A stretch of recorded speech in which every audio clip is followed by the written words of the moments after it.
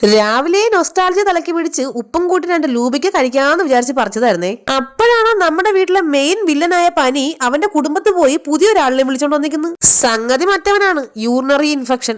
എന്റെ വീട്ടിൽ ഇനി അതിന്റെ ഒരു കുറവ് മാത്രമേ ഉണ്ടായിരുന്നുള്ളൂ. എനിക്കറിയാൻ വയ്യാത്തത് ഈ അസുഖങ്ങളെല്ലാം കൂടെ അവരുടെ തറവാട്ടിൽ നിന്ന് സ്ഥലം മാറി എന്റെ വീട്ടിൽ വന്ന് കയറിയിരിക്കുകയാണെന്നാണ്. എന്തായാലും ചൂട്ടും പിടിച്ച് എന്റെ വീട്ടിലേക്ക് വന്നു. ഇനിയിപ്പോ അവരെ തുരത്താനുള്ള വഴി നോക്കാം. ഹോസ്പിറ്റലിൽ പോകുന്ന വഴിക്ക് വണ്ടി ആദ്യം നേരെ പോയത് ഫൈനാൻസിലേക്കായിരുന്നേ. കഴിഞ്ഞ വട്ടം പണയം വെച്ചിരുന്ന ചെയിനിൽ നിന്ന് കുറച്ച് എന്തെങ്കിലും കൂടെ ഇങ്ങോട്ട് കിട്ടുമെന്ന് അറിയാനാണ് ഞാൻ പോയതേ. പാവം ചേച്ചി കൂട്ടിയും കുറച്ചും കുണിച്ചും കരിച്ചും ഒക്കെ എനിക്ക് കുറച്ച് പൈസ കൂടെ തന്നിട്ടുണ്ട് കേട്ടോ. ഹോസ്പിറ്റലിൽ പോകുന്നവരെ ഞാൻ വിചാരിച്ചോണ്ടിരുന്നത് എന്റെ വീട്ടിൽ മാത്രം എന്താണാവോ ഇങ്ങനെ അസുഖങ്ങൾ വരുന്നതെന്ന്. അവിടെ ചെന്നപ്പോ നാട്ടിലുള്ള സകല പിള്ളേരും അവിടെ ഇരിപ്പുണ്ട് പനിയും പിടിച്ച്. ചേട്ടനും അനിയനും പോലെ ഇൻഫെക്ഷനും പനിയും ഒരുമിച്ച് വന്നുകൊണ്ട് ഡോക്ടർ പറഞ്ഞൊന്ന് തുടച്ചെടുക്കാൻ. അങ്ങനെ അതെല്ലാം കഴിഞ്ഞ് ഡോക്ടറെ കാണിച്ച് മരുന്ന് മേടിച്ചിട്ട് ഞങ്ങൾ വീട്ടിലെത്തിയപ്പോ ദേണ്ട ഒരു കൊറിയർ വന്നിട്ടുണ്ടായിരുന്നേ.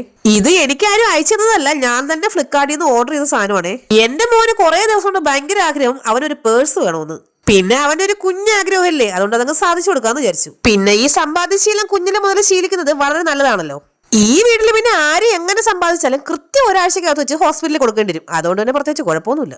ഈ 10-600 രൂപ കുറെ ദിവസം കൊണ്ട് അവൻ സൂക്ഷിച്ചു വെച്ചിരുന്ന പൈസയാണേ. 600 രൂപ കയ്യിലുള്ളതുകൊണ്ട് തന്നെ ഇന്നത്തെ ഞങ്ങളുടെ വീട്ടിലെ കോടീശ്വരൻ അവനാണ് കേട്ടോ. ചീതൂട്ടി കാലിൽ സോക്സ് ഒക്കെ ഫിറ്റ് ചെയ്ത് അങ്ങോട്ടും ഇങ്ങോട്ടും ആടിപ്പാടി നടക്കുന്നുണ്ടേ. കുറെ മാസങ്ങൾക്ക് ശേഷം ഇന്ന് മഴയൊന്ന് തോർന്നിട്ടുണ്ടേ. അതുകൊണ്ട് തന്നെ അമ്മ തന്നെ ചൂലും പിടിച്ച് അമ്മയുടെ പതിവ് പരിപാടി തുടങ്ങിയിട്ടുണ്ട്. അമ്മേനെ ചൂലിൽ ഇരട്ട പറ്റതാണെന്നാണ് ഇവിടെയുള്ള നാട്ടുകാർ ചോദിക്കാറുള്ളത്. കാരണം എന്റെ അമ്മയുടെ കയ്യിൽ എപ്പോഴും ചൂലുണ്ടാവും. ഇത്രയും വൃത്തിയാക്കിയിടുന്ന എന്റെ വീട് കണ്ടിട്ടാണ് ചില ധൂമകേതുക്കൾ ചോദിച്ചത് വൃത്തിയാക്കില്ലേ എന്ന് പരിസരം. കുറച്ച് അഗസ്ത്യചീരയുടെ പൂ കിട്ടിയപ്പോ അതൊന്ന് തോരമയ്ക്ക് എടുക്കാന്ന് പറഞ്ഞ് എടുത്തപ്പോൾ ചീതൂട്ടിയാണ് തള്ളി താഴെ നിന്ന് ചിരിച്ചോണ്ടിരിക്കുന്നു. സംഗതി ഈ പൂവ് ഫ്രിഡ്ജിനകത്ത് ഇരിക്കാൻ തുടങ്ങിയിട്ട് 3-4 ദിവസമായി. അതുകൊണ്ടാണോന്ന് അറിയാൻ വയ്യ, പാവയ്ക്കേക്കാളും കയ്പായിരുന്നു കേട്ടോ.